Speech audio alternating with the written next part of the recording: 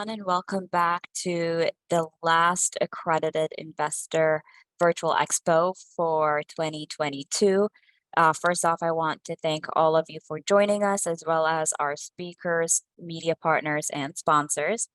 To start off, I just want to remind you that for the best experience, please make sure your computer resources are freed up by closing any program you're not using.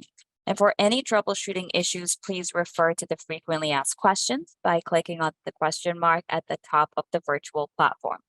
Now, I am excited to introduce our speaker for this session, Robert Breedlove, who is a freedom maximalist hedge fund manager and philosopher in the Bitcoin space.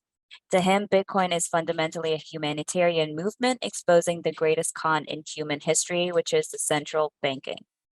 By learning about the connection between honest money, entrepreneurship, and civilization, we are renewing hope for the future of humanity. To this end, Mr. Breedlove's mission is to restore freedom, truth, and virtue in our world by tenaciously asking the question of what is money. Now, for those of you watching us live, please type any questions you may have throughout the presentation in the live chat box. Time permitting, we'll be taking some of your questions at the end of the presentation. With that said, Robert, thank you so much for joining us today. The floor is all yours. Thank you so much. Really glad to be here.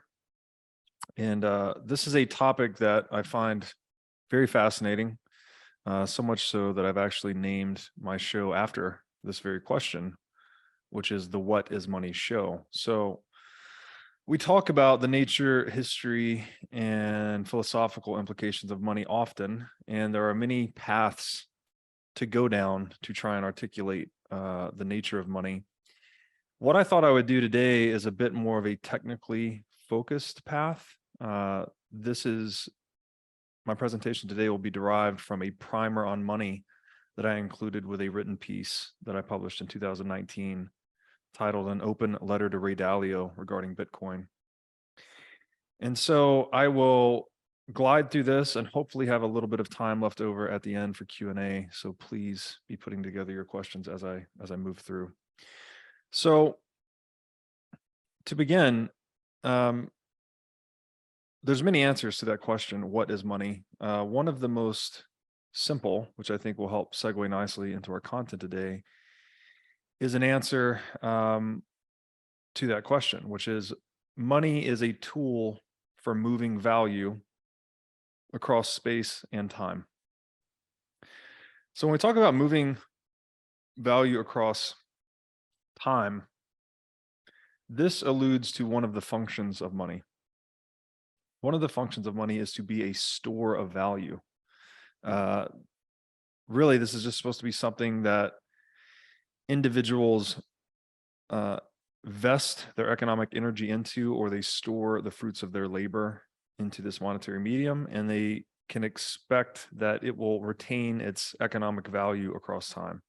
So whatever amount of work went into obtaining the monetary asset, the expectation is that it will be worth at least that much when it is exchanged into the marketplace.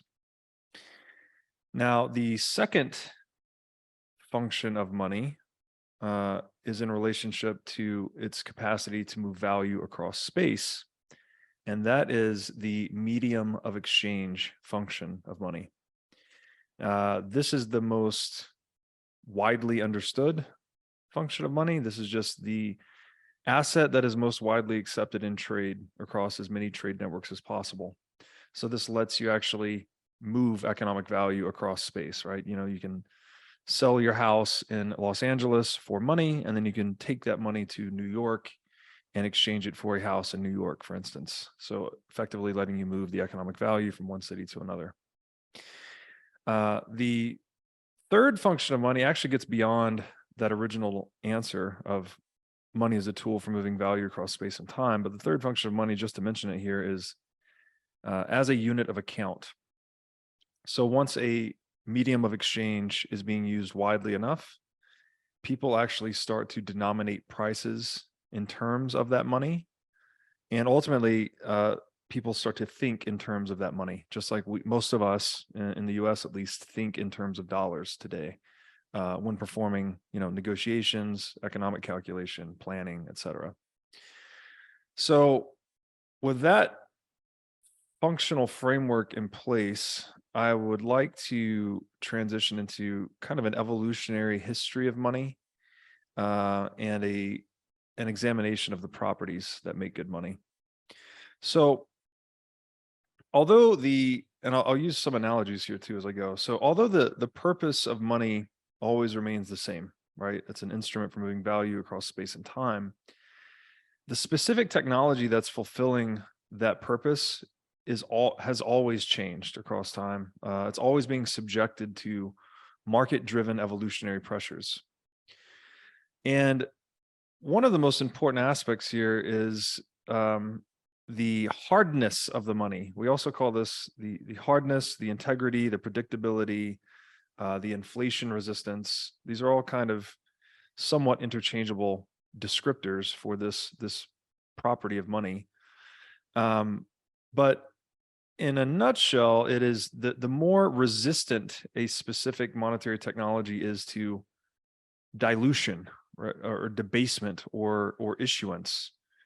Whether this is, counterfeiting, whether this is supply inflation, or whether this is physical deterioration, you need the monetary technology to be resistant to all of those things so it can hold value across time. For instance, if we try to use oranges as money, well, oranges are fruits and they deteriorate very quickly. So that's not going to be very good for holding value across time. This is all you could also say, the use of paper money, right? Where one group gets to issue it and another group is forced to use it is similarly a bad idea because that group can expand the supply of the money and effectively tax those that are forced to use it. And this is something we'll get into more in a bit. So the store value function is the first evolutionary phase of money. So this is when people start to store economic value in a thing and they're using it to hold value across time. So in the distant past, this used to be like heirlooms, right? Families would have precious metals and jewels, and when they would marry off one of their sons or daughters, there would be a gift made to the newlywed couple, and that would be a means of storing value and transmitting value across time. And that's the store value function. But when we look at the exchange function itself, the medium of exchange function, we're looking at something more like a network technology. So the more widely accepted a medium of exchange is, which is equivalent to saying the higher the number of network participants in a monetary network, the more valuable it is as a medium of exchange because you have more expected trading partners that you can work through. So essentially, whatever asset becomes the most widely accepted for exchange, which is another way of saying the most liquid asset, the most saleable asset, the most marketable asset, that asset is money. That's how money naturally emerges from markets. This is a function or a phenomena rather that's independent of government approval. Now I say this because most people today think that somehow, government is the issuer and creator of money. But that's not actually how we got to here, which I will describe. So when people are evaluating monetary technologies in terms of their usefulness for moving value across space and time, they seek an asset that best satisfies 5 critical properties of money.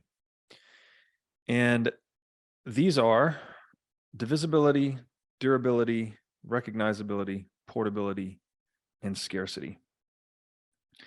And I'll describe each one of these. So divisibility is just the ease of accounting and transacting at various scales. So you want a monetary technology that can be separated into multiple units and then recombined to transact at different scales. So you can buy something as small as a cup of coffee, or you can buy something as large as a house or a business or whatever it may be.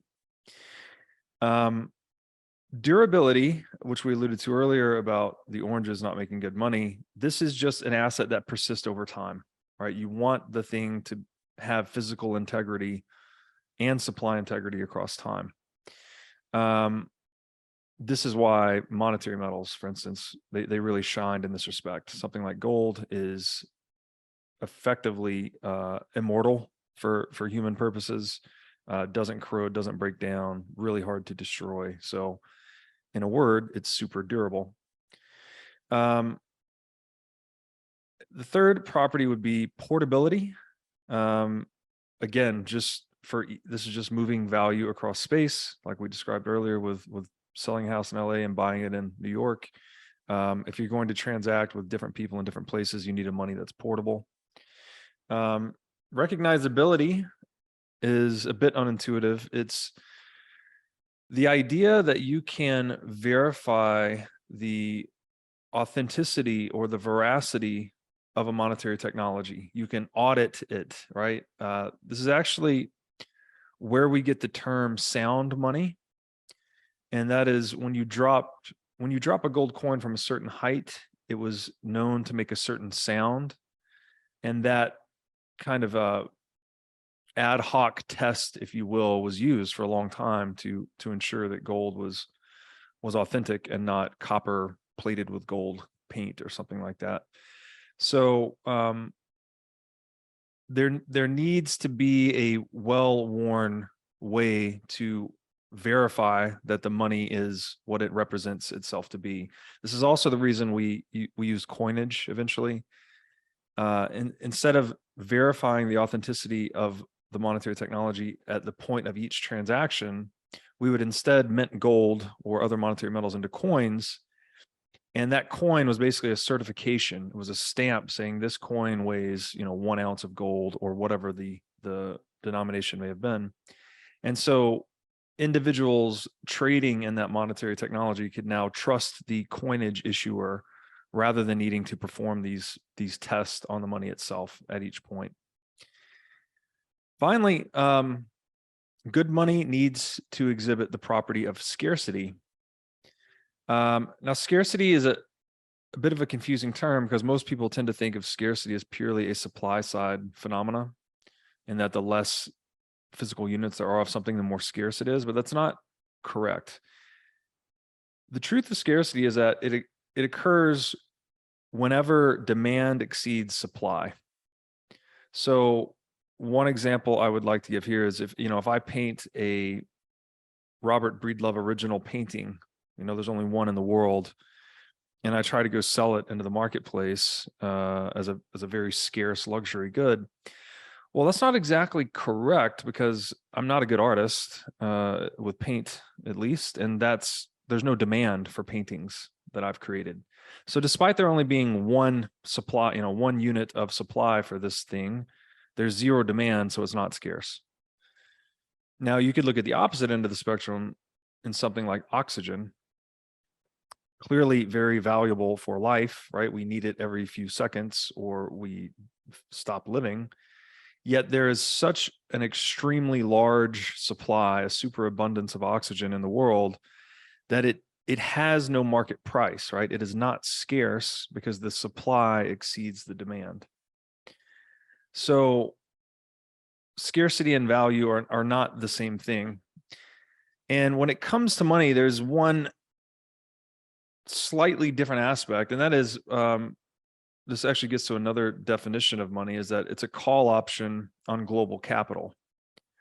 So anything that the marketplace can provide, any good, service, knowledge, etc., money is effectively the medium of exchange that can give you access to that. And right, it's an option that you can use to call that capital into your possession.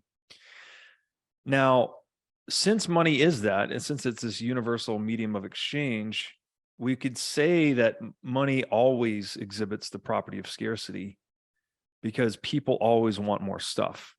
And if money is a call option on all the stuff, then people always want more. So a slight reframing of this property might make more sense. Instead of calling it scarcity, we could call it integrity of the money supply, or predictability of the money supply, or hardness. We talk about hardness of money or honesty of money. All these terms get used. But what we're essentially saying is we want to know the supply of money, and we want to know how it will change over time. And the one that changes the least will be the best money. Because if you think of money as kind of this proxy for the time and energy that goes into work, then you want some, ideally the money would be as difficult to create as time and energy itself, effectively. And so historically, gold was like the best proxy for that. But we'll get into that here in the evolutionary path of money. So each monetary technology offers relative advantages and disadvantages. Human beings are effectively betting on different forms of money when they choose to hold an asset versus sell an asset over time. And many things have been tried as money, right? We've tried seashells, salt, cattle, precious metals, and even government paper, to name a few. And what this process has been, most of us are familiar with the idea of price discovery occurring in a free market, where buyers and sellers are buying and selling, and then wherever supply and demand intersect at any given point in time, right, which is basically the gap between the bid and the ask, is the market price, right? That's the current price that an asset is selling for. The free market is what discovers that price over and over and over for every asset. But there's another process going on inside the free market, and that's not price discovery, but it's similar. It's a technology discovery process.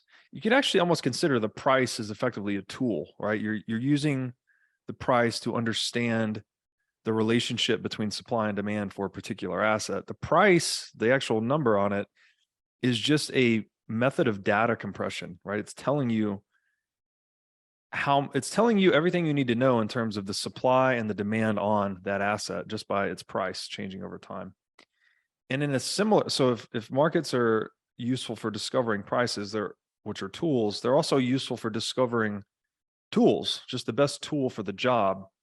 Another way to say this is, free markets produce innovation. They allow us to discover better, faster, cheaper ways of solving problems or satisfying wants. And so there's been this, we know this process exists across multiple industries, but few people have stopped to consider that it also exists for money as well. And this is what I like to describe as kind of the evolutionary process. So there is this market-driven natural selection process going on for money. And the analogy I like to draw in here is the evolution of communications technologies. So just like money, no matter what technology is used to fulfill its purpose, the purpose of communications technology has always been the same, and it's just to move information across space and time, right? Whether we are using carrier pigeons or telegraphs or the internet, it's the same end we want satisfied, the same want we want satisfied, but each tool has been progressively better for the job, and therefore it has outcompeted prior tools. So when you're looking at communications technologies, those that are invented and market tested through competition, each of them survives or dies in terms of their relative, speed, message fidelity, reliability, traceability, and mobility, right? The rotary phone is obviously a worse tool than the smartphone, right? Because the smartphone is mobile, it's got traceability, it's more reliable, you've got different modes of messaging, et cetera, it's faster, all of these things. So what do we get? Well, the smartphone way outcompetes the rotary phone, for instance. And this is a lot of this has to do with network effects. It's not something I want to dwell on, but I do want to mention. Network effects is a term that was popularized with the advent of the internet and things like social media, but it's essentially the incremental benefit that network users attain when one new network participant joins. So, for instance, if you have a phone network and there's only 2 phones in existence, well, that means there's 1 connection possible. Now, if you increase that phone network to 5 phones, the number of connections jumps from 1 to 10. All right, so you've gone from 2 phones to 5 phones, but your number of connections has 10x from 1 to 10. Now, if you go to 12 networked phones, the number of connections jumps exponentially again to 66. So what you're getting is a non-linear number of the number of connections is non-linear to the number of network participants. So every participant you add to the network actually increases the value of the network exponentially. That's network effects in a nutshell. So when, network effects are inherent to communication networks, but they're also inherent to monetary networks.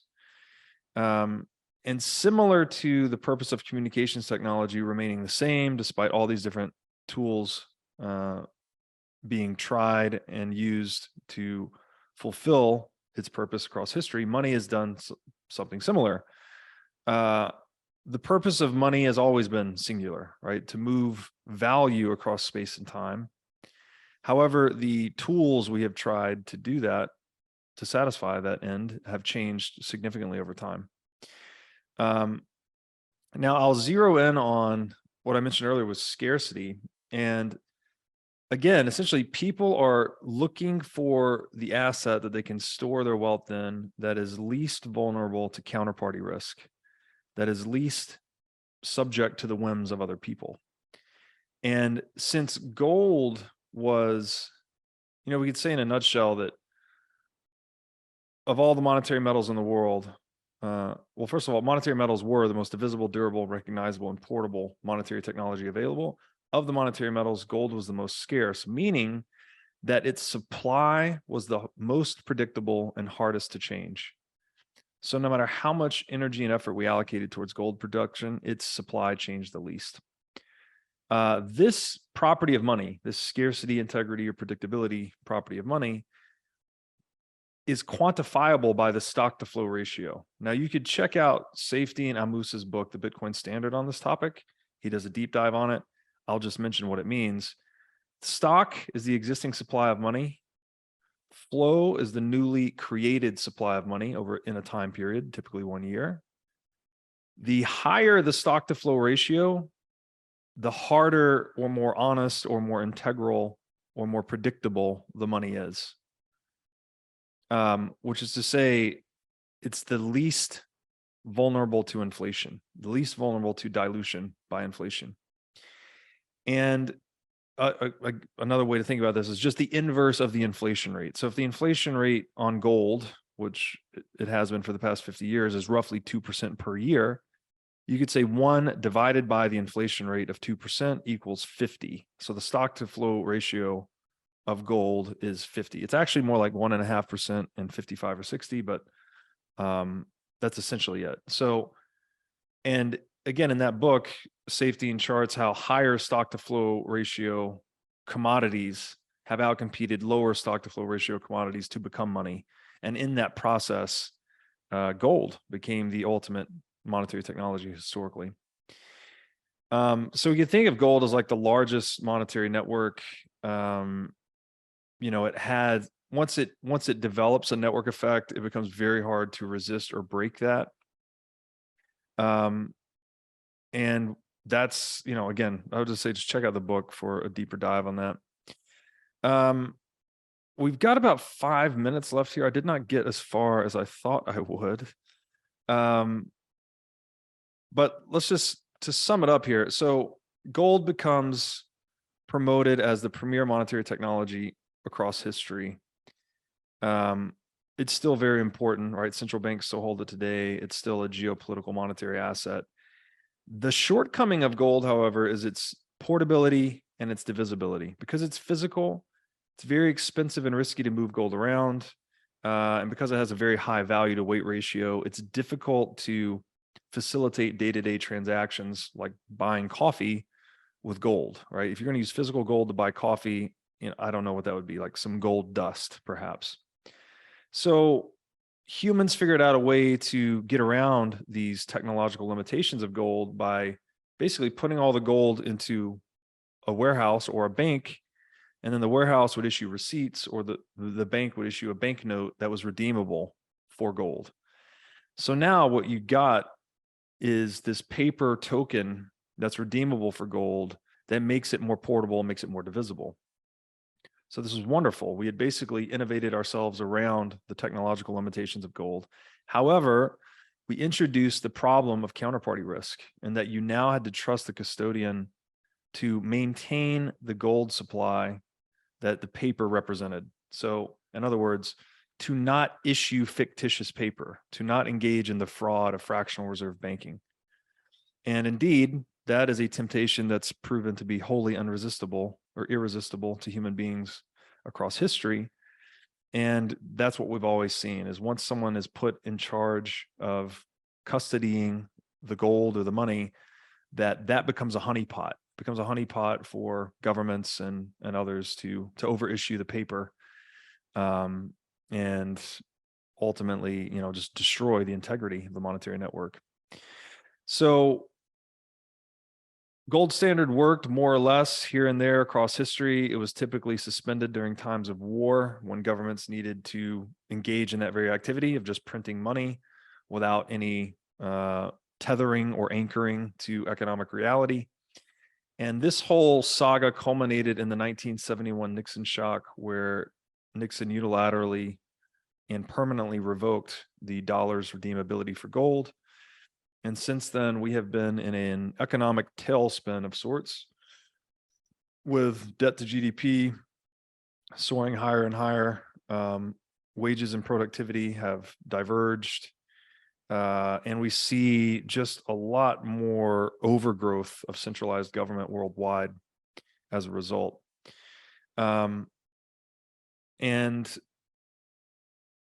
many of us in the Bitcoin space argue that Bitcoin is the answer to all of this, because Bitcoin has effectively taken the useful economic properties of gold and combined them with the useful economic properties of the internet, in terms of being like a universal engine for permissionless exchange, and given us, Satoshi has given us the first fixed supply digital asset, well, the first fixed supply asset in human history, the first instance of digital money, like in a true sense, with no counterparty risk, and something that doesn't suffer from those economic incentives to centralize its custody and control. So we think Bitcoin fixes the money, and in turn fixes the world as a result.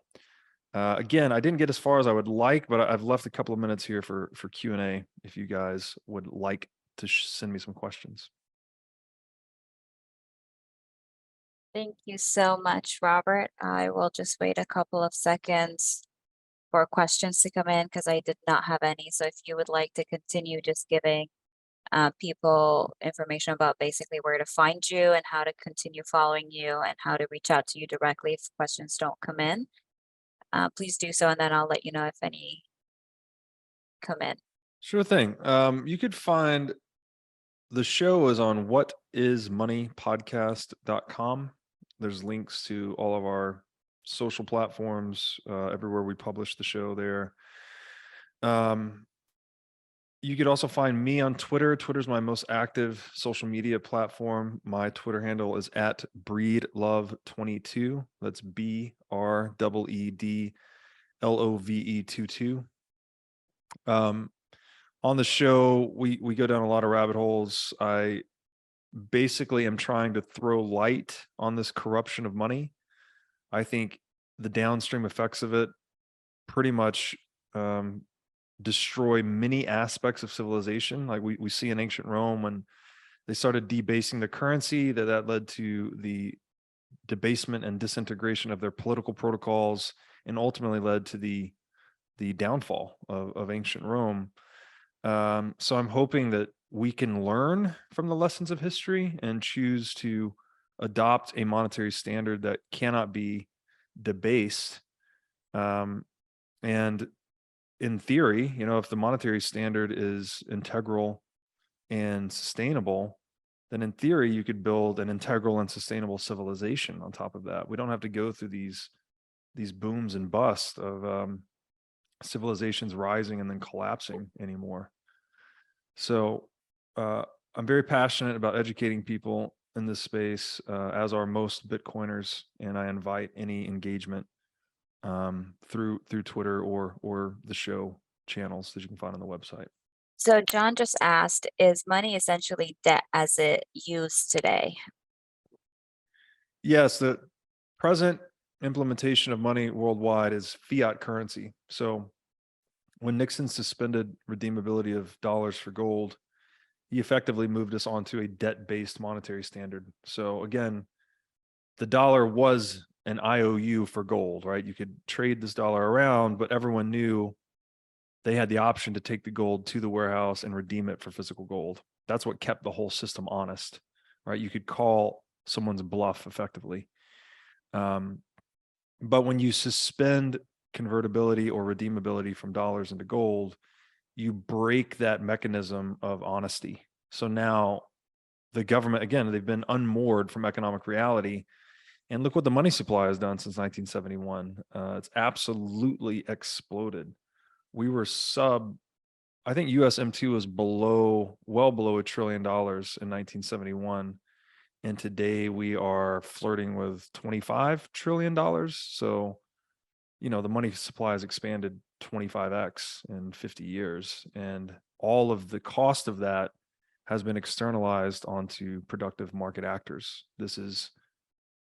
Inflation is taxation without representation, effectively. And when you break the link to the gold standard, you open up virtually infinite inflation. The second question that I have, and it's the last one before we head out, is from Joel. He's asking, is key scarcity, integrity, and predictability for sound money? I'm sorry, could you repeat the question one more time? He says, is key scarcity, integrity, and predictability for sound money? I'm not sure exactly what he means, but that is. Yeah. So the property that really makes gold important, right, where it excels all of the other monetary metals, is that property of scarcity.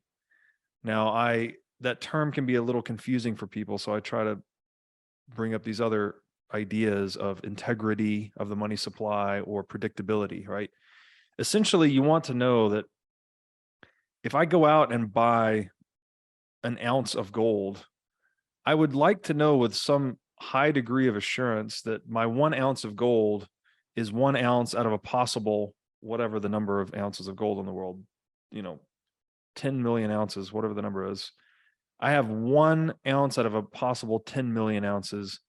And for the past 50 years, the supply of gold has grown at 2% per year, right? So I have a high degree of assurance or predictability that my fraction of the total money supply won't be debased any more rapidly than 2% per year.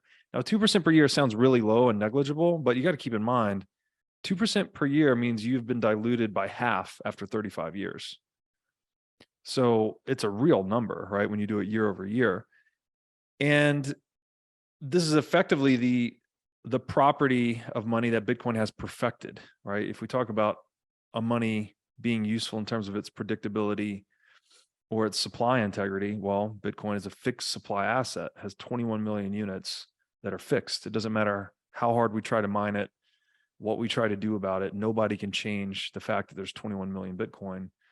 And that's better than gold, actually, because if you could switch everyone's job from whatever it is currently to gold mining, we could increase the supply of gold much more quickly. We could debase it much more rapidly, but that is not possible with Bitcoin. Bitcoin's the only exception to that rule of commodities.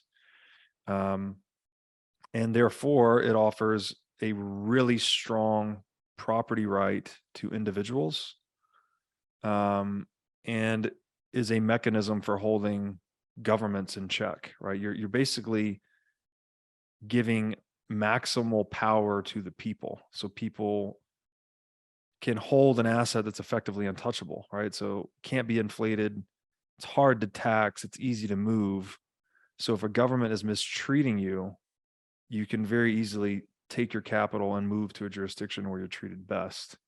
And this is a dynamic that's been long absent from the relationship of individuals to the state, right? The state is grown accustomed to just taxing people at will, and people have very little leverage or recourse in that negotiation. But Bitcoin, again, gives them more bargaining power in their relationship with government, and that is the really big deal. That the great promise of Bitcoin is to kind of restore some balance between people, between the individual and the collective, let's say. Awesome. Well, thank you so much, Robert. That is all the time that we have. And I want to thank everyone for tuning in and listening to the presentation. And again, thank you, Robert, for joining us today. We look forward to having you again next year. And I hope everyone has a very happy holiday and a happy new year. Thank you so much.